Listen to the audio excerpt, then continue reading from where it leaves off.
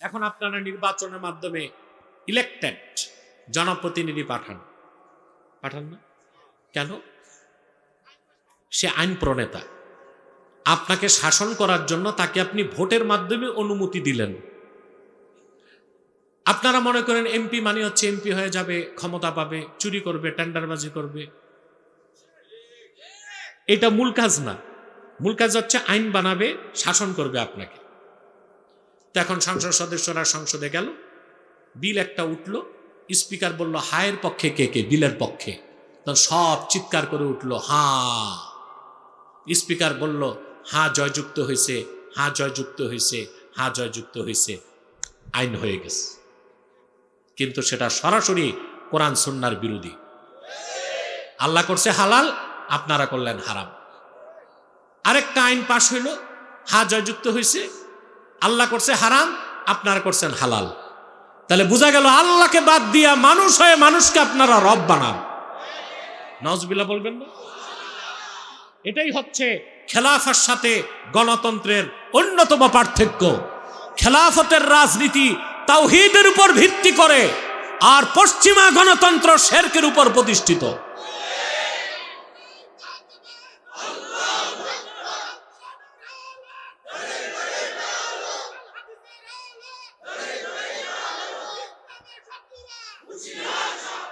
প্রিয় ভাইরা, এখন উপায় কি? প্রশ্ন আসে না? খেলাফত প্রতিষ্ঠিত হওয়ার আগে আমরা সংসদ খালি রেখে দিব? কথা বলে না, আমাদের লোক লাগবে। এজন্য আমি ব্যক্তিগতভাবে মনে করি খেলাফা প্রতিষ্ঠার আগেও আমরা চাই ইসলামের পক্ষে সর্বোচ্চ সংখ্যক লোক সংসদে যাক, কিন্তু অবশ্যই সেটা হতে হবে শিরক থেকে মুক্ত হয়ে। শিরক থেকে মুক্ত হয়। এখন শিরক থেকে মুক্ত হওয়ার একটা উপায় ছিল, বাংলাদেশ সংবিধানের প্রথম পৃষ্ঠায় বড় করে লেখা থাকবে মূলনীতি, বাংলাদেশ গণপ্রজাতন্ত্রী বাংলাদেশ সংবিধানের মূল উৎস হবে কোরআন এবং সুন্নাহ।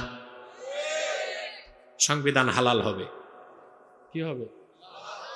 আর শিরক কুফরের সম্ভাবনা থাকবে না। খেলাফত প্রতিষ্ঠার আগেও এই রাজনীতি করতে গেলে অন্তত শিরক কুফর থেকে বাঁচতেই হবে। ঠিক কিনা বলো? আমরা কি সংস্কার করতে পারছি এটা?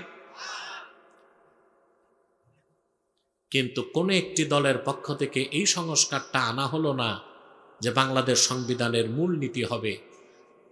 ইচ্ছা করলে তো পারা যায়, যায় না? শহীদ প্রেসিডেন্ট জিয়াউর রহমান 1977 সালের 30শে মে গণভোট করে সংবিধান বদলাইছিল না? কথা বলেন। তিনি সংবিধানে প্রথম লিখছিলেন বিসমিল্লাহির রহমানির রহিম, আর লিখছিলেন একটা কথা, বাংলাদেশ রাষ্ট্রের মূল নীতি হবে মহান আল্লাহর প্রতি আস্থা ও বিশ্বাস।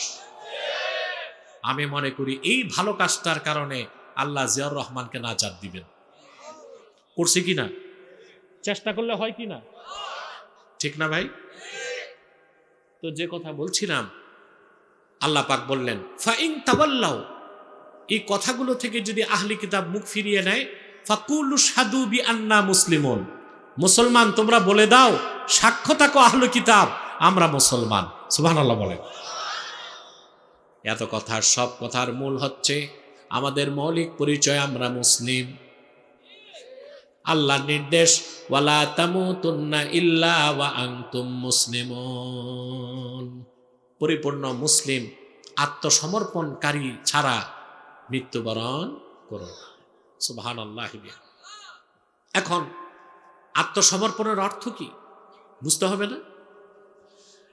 এক কথায় জবাব হচ্ছে আল্লাহর আখিরি নবী নূর নবীজি মুহাম্মদ মুস্তাফা সাল্লাল্লাহু আলাইহি ওয়াসাল্লাম ১৫০০ বছর আগে আল্লাহর পক্ষ থেকে যে দিন এনেছেন, সে দিনকে বিশ্বাস করার নাম ঈমান, আর জীবনের সকল ক্ষেত্রে সেই দিনের তাবেদারি করার নাম তাকওয়া। আর সেই দিনের তাবেদারির মাধ্যমেই পরিপূর্ণ মুসলিম হতে হবে। বুঝাইতে পারলাম? এবার একটু দৃষ্টান্ত লাগবে। কিভাবে আত্মসমর্পণ করতে হয়, ঈমান আনার পর আল্লাহর সামনে আনুগত্যের মস্তক কিভাবে নত করতে হয়, তার শিক্ষা আল্লাহ দিয়েছেন কোরআনে জাতির জনক ইব্রাহিম আলাইহিস সালামের মাধ্যমে। বলেন সুবহানাল্লাহ। জাতির পিতার নাম কি? জোরে। যারে তারে বাপ বানানো যায়? সারা দুনিয়ার মুসলমানদের রুহানি পিতা আল্লাহর রাসূল সাল্লাল্লাহু আলাইহি ওয়াসাল্লাম। সারা দুনিয়ার মুসলমানদের আদি পিতা আদম, সারা দুনিয়ার মুসলমানদের জাতির পিতা ইব্রাহিম খলিল। মুসলমান যাকে তাকে বাপ বানাইতে, এগুলো করছেন আপনারা? করছেন। এখন তওবা করতে হবে। আপনাদেরকে তো আর ফাঁসি দেওয়া যায় না, তওবার দরজা তো খোলাই আছে। কি বলেন? খোলা আছে না? আমি প্রতিশোধে বিশ্বাসী না। যারা অপরাধ করছে, খুন খারাপি করছে, অত্যাচার করছে, তারা তো কেউ নাই। আছে কিছু জেলে, বাকিরা আসামের জঙ্গলে। ঠিক কিনা? আদর্শ। প্রিয় বন্ধুগণ, হযরত ইব্রাহিমের মাধ্যমে আল্লাহ তাআলা দৃষ্টান্ত দিয়েছেন কিভাবে মুসলিম হতে হয়। সুবহানাল্লাহ। আল্লাহ রাব্বুল আলামিন বলেন, ওয়া ইয ক্বালা লাহু রাব্বুহু আসলিম ক্বালা আসলামতু লিরাব্বিল আলামিন। আল্লাহ বলেন, মুহাম্মদ সাল্লাল্লাহু আলাইহি ওয়াসাল্লাম, আপনি স্মরণ করুন ইব্রাহিমের রব যখন ইব্রাহিমকে বলল, আসলিম, তুমি মুসলিম হও। সুবহানাল্লাহ। এটা ব্যাখ্যা ইমাম বাগাবী লিখেছেন, এর অর্থ সাররিফ ওনো কাকা তাহতা আহকামিল্লাহি আযজা ওয়া জাল্লা। ইব্রাহিম, তুমি আল্লাহর হুকুমের সামনে, আনুগত্যের সামনে তোমার গর্দান ঝুকাও। আল্লাহু আকবার। এর নাম ইসলাম। এর নাম কি? হযরত ইব্রাহিম বিনা বাক্যে বললেন, আসলামতু লিরাব্বিল আলামিন, আমি রাব্বুল আলামিনের জন্য আনুগত্যের মস্তককে নত করলাম। সুবহানাল্লাহ। হযরত ইব্রাহিম কতটুকুন মুসলিম হলেন, আত্মসমর্পণ করলেন? পরীক্ষা লাগবে না? আরে ভয়েস রেজ করেন জোরে।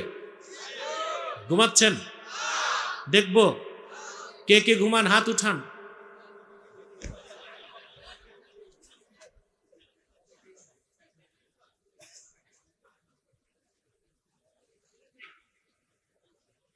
ঘুমাইলে কি হাত তোলা যায়? মানে মনোযোগটা একটু সরে গেছে। আসলে আপনাদেরকে বাঙালি রেনিয়া মুশকিল। সময় গণে কয় ঘন্টা হয়েছে? মনোবিজ্ঞানী সাইকোলজিস্টদের মতে শ্রোতার মনোযোগ 40 মিনিট ঠিক থাকে। কত মিনিট? এরপর এলোমেলো হয়। এই জন্য আল্লাহওয়ালা বুজুর্গগণের বক্তব্য হয়তো 25 থেকে 40 মিনিট। সুবহানাল্লাহ। আর আমাদের দেশে বক্তা কন্টাক্ট করে আনে, ঠিক না? তারপরে এনে বেঁধে দেয় 2 ঘন্টা। বক্তা 1 ঘন্টা ওয়াজ করার পর বাকি আর কি করবে? আবার শুরু হয়। কি শুরু হয়? 2 ঘন্টা তো পুরা করতে হবে। 2 ঘন্টা পুরা না হইলে টাকা পুরাটা কমিটি দিবে না। এই চলছে দেশে, ঠিক কিনা? তা আপনাদের মনোযোগ একটু সরে গেছে, যেহেতু 40 মিনিট পার হয়ে গেছে। দেখো তো কয় মিনিট হয়েছে। হ্যাঁ, দেখছেন? আমারও দৃষ্টি আপনাদের দিকেই থাকে। 46 মিনিট পার হয়েছে, আমি বক্তব্য শুরু করছি। কত মিনিট? এখন আপনাদের মনোযোগ ধরে রাখার জন্য আমাকে মেহনত করতে হবে। আল্লাহ তৌফিক দিলে আমাকেও আপনাদেরকে বসতে পারবেন, নতুবা মাঠ খালি। শুনতেছেন? এই দিক তাকান। পরীক্ষা এসেছে হযরত ইব্রাহিমের কাছে 10টা। কয়টা? তিনি যে কতটুকু মুসলিম তার যাচাই করলেন আল্লাহ। আল্লাহ রাব্বুল আলামিন বলেন, ওয়া ইযবিতালা ইব্রাহিম রাব্বুহু বিকালিমাতিন ফাআতাম্মাহুন ক্বালা ইন্নী জাঈলুকা লিন-নাসি ইমামা قال ومن ذريتي قال لا ينال عهد الظالمين। আল্লাহ রাব্বুল আলামিন বলেন, মুহাম্মদ সাল্লাল্লাহু আলাইহি ওয়াসাল্লাম স্মরণ করুন আপনি ইব্রাহিমের কথা। ইব্রাহিমের রব যখন ইব্রাহিমের পরীক্ষা নিলেন, সবগুলো পরীক্ষায় তিনি উত্তীর্ণ হয়ে যাবার পরে আল্লাহ ডাক দিয়া বললেন, ইব্রাহিম, সব পরীক্ষায় তুমি সফল হয়ে গেছো, আমি তোমাকে মানব জাতির জন্য নেতা বানায় দিব। কি বানায় দিব? এখান থেকে একটা শিক্ষা পাই, মুসলিমদের নেতা হইতে হলে ঈমান লাগবে। কি লাগবে? ঈমানের পরীক্ষায় উত্তীর্ণ না হয়ে মুসলমানদেরকে নেতৃত্ব দেওয়া যাবে। নেতৃত্ব দুই প্রকার, একটা ইমামতে সোগরা, একটা ইমামতে কোবরা। মসজিদে যে ইমাম সাহেব, এটা হচ্ছে ইমামতে সোগরা, ছোট নেতৃত্ব। এই নেতৃত্বে ইমাম সাহেব বাছাই করেন কিনা? কথা বলেন। বাংলাদেশে মানুষ দূরবীন দিয়া দেখে ইমাম সাহেব ঠিক আছে কিনা, ঠিক কিনা, পোশাক আশাক ঠিক আছে কিনা, আবার খোঁজ নেয় বউ আছে কিনা, বউ থাকলে সুন্দরী কিনা, কত খোঁজ নেয়। নিজেরা সুদ ঘুষ খাইলো, চুরি চামারি করলো, ইমাম সাহেবটা একদম অলি যায়। ভালো কথা, এটা ইমামতে সোগরা। কিন্তু সমাজ ও রাষ্ট্রে যে নেতৃত্ব দেয় ওই ইমাম, তার ইমামতি ইমামতে কোবরা। মসজিদে যারা আমাদের নেতৃত্ব দেয় তারা ইমানদার, আলেম, পরহেজগার। কিন্তু দুঃখজনক, সমাজ ও রাষ্ট্রে যারা আমাদের নেতৃত্ব দিচ্ছে তাদের কিছু সংখ্যক বাদ দিয়া অধিকাংশের তো ইমানই নাই, ইসলামের বিশ্বাস নাই। আছে? রাগ না করলে বলতে হয়, কিছু মুসলমান মুমিন ভালো, অধিকাংশই মুনাফিকুন, মুশরিকুন, কাফিরুন, কমসে কম চোর, চোট্টা, দুর্নীতিবাজ। এটাই সত্য না? কিন্তু আমরা তো দেখি মাদ্রাসা আছে হাজার হাজার, মাদ্রাসা আছে 10,000, বড় মাদ্রাসা বাংলাদেশ, আলিয়া কমিনিয়া 10,000, কম কথা ছোট্ট একটা দেশে। মসজিদ আছে 3 লাখের বেশি। যেই পিসাবের মাহফিলেই যাবেন লাখ লাখ মুরিদ, খানকার তো অভাব নেই। কথা বলে। কিন্তু আমাদের দেশ যারা চালায় ওই মানুষগুলো খাঁটি মুসলিম। প্রিয় ভাইরা, যে কথা বলছিলাম, খাঁটি মুসলিম হতে হবে। পরিপূর্ণ মুসলিম না হয়ে আল্লাহর সান্নিধ্যে যাওয়া যাবে না। ইব্রাহিম আলাইহিস সালাম পরীক্ষা দিয়েছেন কয়টা? 10টা। সবচেয়ে কঠিন পরীক্ষা হয়েছে তার 2টা। কয়টা? আল্লাহ তাকে বললেন, ইব্রাহিম, তুমি যেখানে আছো এই জায়গাটা ছিল ইরাকের বাবেল। ইরাকে মানচিত্রে এখন বাবেল নামে কিছু পাবেন না, ওইটার নাম বেবিলন। কি? ওখানে রাজা ছিল কুখ্যাত নমরুদ। আর ইব্রাহিম আলাইহিস সালাম একা আল্লাহর তাওহীদে বিশ্বাসী। সুবহানাল্লাহ। উনি যাকে পিতা বলতেন আজার, আজার সহ সব ছিল। কেউ নক্ষত্র পূজারী, কেউ চন্দ্র পূজারী, কেউ সূর্য পূজারী, কেউ অগ্নি পূজারী, কেউ মূর্তি পূজারী, সব পত্তলিক। আল্লাহ বললেন, যাও তাদেরকে তাওহীদের দাওয়াত দাও। তিনি আল্লাহর হুকুম সাথে সাথে মানলেন। বললেন না আল্লাহ কোনো লোক নাই, সহযোগী নাই, কি করব? বলেন নাই। আল্লাহ পাক বলেন, তিনি যে তার জনপদের মানুষকে ডেকে বললেন, ইদ ক্বালা লিআবিহি ওয়া কওমিহি মা হাদিহি তামাসিলুল্লাতী আনতুম লাহা আকিফুন। সুবহানাল্লাহ। তিনি বললেন, ওহে পিতা, আর জাতির মানুষকে বললেন, আমার গোষ্ঠী, বংশের, এলাকার জনগণ, তোমরা এই হাতে বানানো প্রতিমা, ভাস্কর্য, মূর্তি, এগুলোর ইবাদত করো কেন? কথা বুঝতেছেন ভাই? তারা কোনো দলিল দিতে পারে নাই, একটা যুক্তি দিছে। কি দিছে? শুনবেন। ওরা বলল, ক্বালু ওয়াজাদনা আবাআনা লাহা আবিদিন। বাপ দাদাকে দেখছি এগুলোর ইবাদত করত, আমরাও করি। তো শিরকের পক্ষে তাদের যুক্তিটা ছিল সাংস্কৃতিক। কি ছিল? সংস্কৃতি কারে কয় বুঝেন? আবহমান কাল থেকে পূর্বপুরুষ যেটা করে আসে ওইটা কি? তো তারা শিরকের পক্ষে যুক্তি দিল কি? সাংস্কৃতিক। আমরাও কি সাংস্কৃতিকভাবে শেরকে লিপ্ত আছি? জি আছি। 21শে ফেব্রুয়ারি আপনারা শহীদ মিনারে যান না? তো এই যে শহীদ মিনার, ওখানে কি ভাষা শহীদরা ঘুমায় আছে? তো কেন যান? ওখানে ফজর নামাজ বাদ দিয়া নগ্ন পদে যান, পুষ্প অর্পণ করে চুপচাপ দাঁড়ায় থাকেন। এটাও তো এক ধরনের শিরক, প্রস্তর পূজা। জিজ্ঞেস করলে বলবে এটা বাংলার সংস্কৃতি। কথা বলেন। কেউ যে স্মৃতিসৌধে চুপচাপ দাঁড়ায় থাকলো, এটাও তো প্রস্তর পূজা। জিজ্ঞেস করলে এটা স্বাধীনতার চেতনা, এটা ঐতিহ্য এবং সংস্কৃতি। পহেলা বৈশাখ বের হয় মঙ্গল শোভাযাত্রা, বের হয় না? ওটাও শিরকি কাজ হয় কি নামে? সংস্কৃতি। যে এটা আবহমান কাল থেকে বাংলার চিরন্তন সংস্কৃতি। তুমি পয়লা বৈশাখ পালন করবা, মানুষকে দাওয়াত করো, পিঠা বানাও, চিরা বানাও, আনন্দ করো, পোশাক পরো, ঘুরাঘুরি করো, সমস্যা নাই। কিন্তু হুতুম পেঁচা, হনুমান, হিন্দুদের মূর্তি, এইসব মঙ্গল শোভাযাত্রা বের করা হিন্দুয়ানি সংস্কৃতি, সুস্পষ্ট শিরক। আমরা ওই শিরক করতেছি কিসের নামে?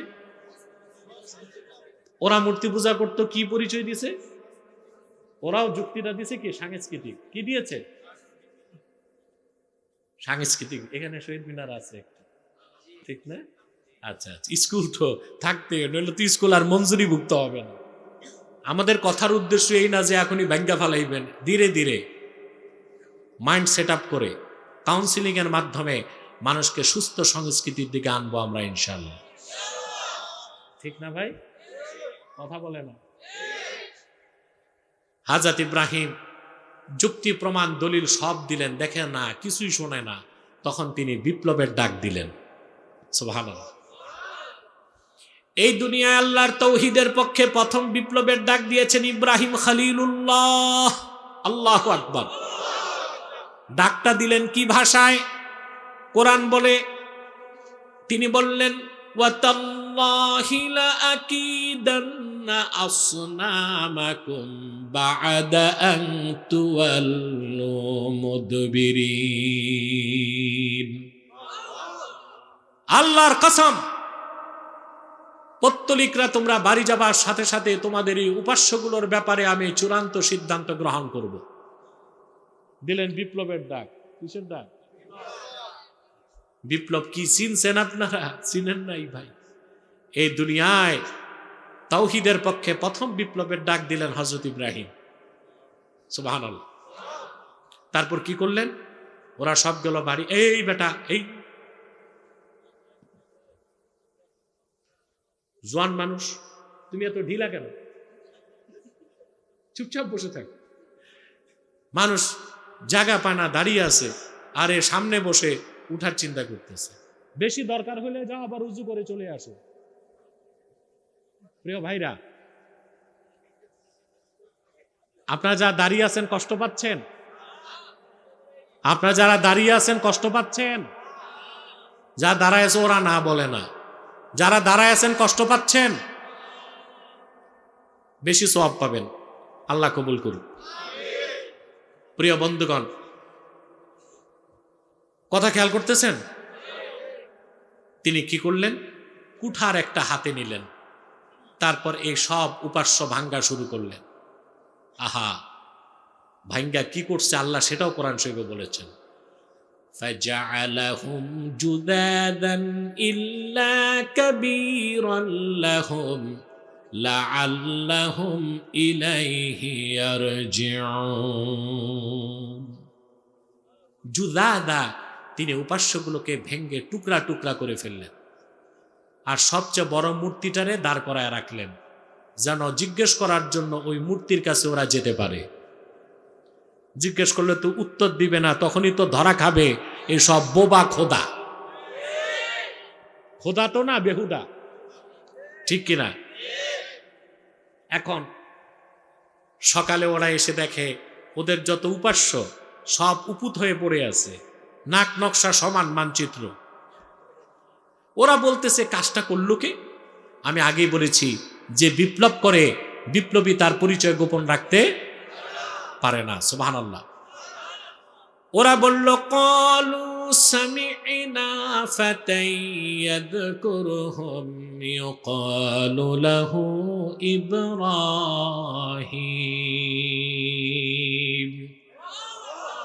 আমরা একজন যুবকের নাম শুনেছি এই উপাস্যগুলোর বিরোধিতা করে, লোকেরা তারে ইব্রাহিম বলে ডাকে। বলেন সুবহানাল্লাহ। ডাকা হলো ইব্রাহিম আলাইহিস সালামকে। তারা বলল, ইব্রাহিম এ কাজ কি তুমি করছো নাকি? কথা বুঝতেছেন? তুমি করছো নাকি? এখন ইব্রাহিম আলাইহিস সালাম তো চিন্তায় পড়ে গেছেন, যদি বলে করছি তো বিপ্লব পুরা হওয়ার আগেই তো ধরা, আবার যদি বলে করি নাই তো মিথ্যা হয়, ঠিক না? তিনি তাওরিয়া করলেন। কি করলেন? তিনি বললেন قال بل فعله كبيرهم هذا فاسألوهم إن كانوا ينطقون। যেখানে বড় সে কাজটা করছে, বিশ্বাস না হইলে যাদেরকে ভাঙছে ওদের জিজ্ঞেস করো কে ভাঙছে। ওরা তো আটকা পড়ে গেছে, জিজ্ঞেস করলে তো উত্তর নাই। এখানে ইব্রাহিম আলাইহিস সালাম তাওরিয়া করলেন। কথা তিন প্রকার। কয় প্রকার? একটা হচ্ছে সিদক, সত্য, আরেকটা হচ্ছে কাযিব, মিথ্যা, আরেকটা হচ্ছে আল কালামুল্লাযী ইয়াহতামিলুল মা'নায়াইন। এটা তাওরিয়া, অর্থাৎ যে কথা দুইটা অর্থ রাখে। কয়টা অর্থ? একটা মনে, একটা বাইরে। একটা মনে, আরেকটা বাহিরে। এটা আল্লাহ বিপদের সময় জায়েজ রাখছেন, নইলে আপনারা ধরা খাইতেন সবচেয়ে বেশি বউয়ের কাছে। আমি একটা দৃষ্টান্ত দিচ্ছি। ব্রিটিশ খেদাও আন্দোলনে আলেমদের মধ্যে যার নাম সবচেয়ে বেশি স্মরণীয়, তিনি মাহমুদুল হাসান দেওবন্দি রহমতুল্লাহ। নাম শুনছেন? ওনারে বাদ দিলে তো দেওবন্দের ইতিহাসই অপরিপূর্ণ। ওনার হাতে করা ছাত্র ছিল মৌলানা হোসেন আহমদ মাদানী রহমতুল্লাহ। ব্রিটিশ খেদা আন্দোলন করে মাহমুদুল হাসান দেওবন্দি রহমতুল্লাহ জেল খাটছেন 2 বছর মাল্টায়। কোথায়? তো যখন ওস্তাদকে জেলে নেয়, মৌলানা হোসেন আহমদ মাদানী চিন্তা করছেন আমার ওস্তাদ তো বৃদ্ধ, তার খেদমত করবে কে জেলে, স্বেচ্ছায় তিনি কারাবরণ করছেন। সুবহানাল্লাহ। কি ছিল ওস্তাদ আর শাকরেদের সম্পর্ক! আমাদের দেশে এমন কলঙ্কিত ইতিহাস আছে, ওস্তাদ মাদ্রাসায় ছাত্ররা জায়গা দিছে, ছাত্র পরে ওস্তাদরা মাদ্রাসার থেকে তাড়াইছে। আমাদের এত কলঙ্কিত ইতিহাস, এত কমিনা নিকৃষ্ট চরিত্রের মানুষ আমরা। আর মাওলানা মাহমুদুল হাসান দেওবন্দি রহমতুল্লাহ জেলে গেছেন, হোসেন আহমদ মাদানী স্বেচ্ছায় তার সাথে কারাগারে ঢুকছেন। উস্তাদ যতদিন জেল খাটছে, খাদেম হিসেবে ছাত্র ততদিন জেল খাটছে। সুবহানাল্লাহ কইবেন না? গ্রেফতারের আগে আরেকবার ইংরেজরা তারে ধরতে আসছে, তিনি বসা মসজিদে। তো ইংরেজের সোর্স এসে ওনাকে জিজ্ঞেস করতেছে, মাহমুদুল হাসান কাহা হ্যায়? তো উনি তো মাহমুদুল হাসান, বলতে পারে না আমি, ধরা পড়বে। আবার বলতে পারে না আমি, না মিথ্যা হবে। তাওরিয়া করছে। উনি বলে ভাই যারা ঠেরো, একটু দাঁড়াও। দূরে যে ওয়াক করে থুতু ফেলছে, তারপর দূরে দাঁড়ায় আঙ্গুলে দেখাইতেছে কুছদের পেহলে यही पे थे। কিছুক্ষণ আগে মিথ্যা হয়েছে, মানে কুছদের পেহলে মাহমুদুল হাসান यही पे थे। কিছুক্ষণ আগে তো মাহমুদুল হাসান এখানে ছিল, আগে যেখানে ছিল ওইটা দেখাইতেছে। ইংরেজ সোর্স খুঁজতেছে তারে, আর মাহমুদুল হাসান সেফ এক্সিট। এই তাওরিয়াটা বিপদে লাগে। আপনাদের অনেকের বউ আছে দারোগা টাইপ, গোয়েন্দারাও এত প্রশ্ন করে না যত প্রশ্ন আপনাদেরকে করে। কইছিলা কেন, তবে, যদি, কিন্তু, কি হইল, কেন? কথা বলেন। এর জন্য মাঝে মধ্যে তাওরিয়া করতে, তবে বিনা কারণে তাওরিয়া করবেন না, বিপদে পড়লে। ঠিক কিনা? প্রিয় ভাইরা, ইব্রাহিম আলাইহিস সালাম বললেন যে সবচেয়ে বড় সে করছে, মনে মনে আমি তো বড়। আর ওরা বুঝছে বড় মূর্তি করছে। উনি বলতেছে জিজ্ঞেস করো, যাও জিজ্ঞেস করো। ওরা জিজ্ঞেস করে না, লজ্জায় উত্তর তো নাই। সংবাদ চলে গেল নমরুদের কাছে। নমরুদ তার ক্যাবিনেট নিয়ে বসলো। সিদ্ধান্ত হলো ইব্রাহিমকে কি শাস্তি দেওয়া যায়। যে বিপ্লবে নেতৃত্ব দেয় তার নাম পরিচয় গোপন রাখা যায় না। ক্যাবিনেট সিদ্ধান্ত দিল, হাররিকুহু ওয়ানসুরু আলিহাতাকুম ইন কুনতুম ফাইলিন।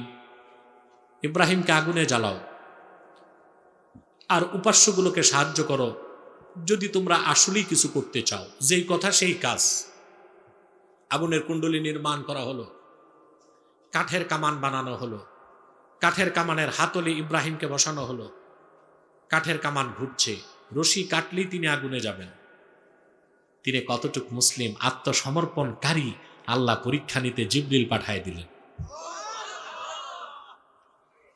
হযরত জিবরিল এসে বললেন, ও ইব্রাহিম খলিল, আগুন দাউ দাউ করে জ্বলছে, কিছুক্ষণ পরে তুমি আগুনে চলে যাবা।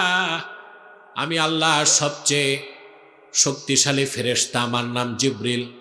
আলাকা হাজাতুন ইয়া ইব্রাহিম, সাহায্য লাগবে কিনা বলো। সুবহানাল্লাহ। পরীক্ষা কত কঠিন। অন্য কেউ আসে নাই, আল্লাহর সবচেয়ে শক্তিশালী ফেরেশতা জিবরিল আসছে, বলছে সাহায্য লাগবে কিনা বলো। হযরত ইব্রাহিম পাল্টা প্রশ্ন করলেন, হাজাতুন ইলাইকা আও ইলাল্লাহ।